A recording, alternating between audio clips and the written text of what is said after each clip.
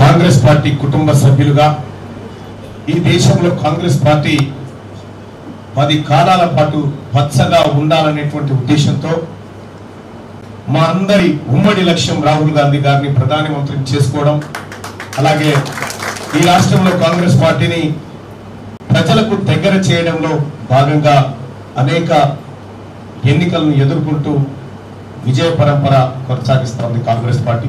ముఖ్యంగా కోదాడలో ఉన్నటువంటి కాంగ్రెస్ పార్టీ కార్యకర్తలకు, పెద్దలందరికీ కూడా చేస్తున్నటువంటి రిక్వెస్ట్ ఏంటంటే, మీరు నిలబడ్డట్టుగా కాంగ్రెస్ పార్టీకి అండగా బహుశా ఏ నియోజకవర్గంలో నేను చూడలేదట్లా.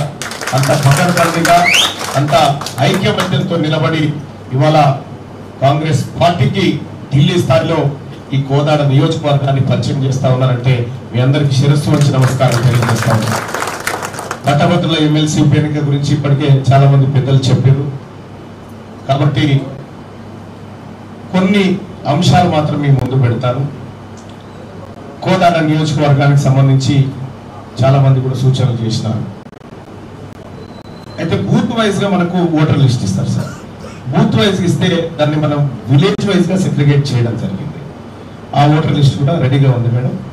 గ్రామ శాఖకి ఇస్తే ఆ గ్రామంలో ఉన్నటువంటి 100 ఓట్ల 50 ఓట్ల వాళ్ళు పోయి కలుసుకోవడం, ఆ రకంగా కార్యక్రమం చేసుకోవడానికి సెగ్రిగేట్ చేయడం జరిగింది. ఒకవేళ అందులో ఏమైనా ఓట్లు మిస్ అయితే ఎలక్షన్ కమిషన్ ఆఫ్ ఇండియా నుంచి ఉన్నటువంటి ఓటర్ లిస్ట్ కూడా అదనంగా రెడీగా సిద్ధం చేసి పెట్టడం జరిగింది.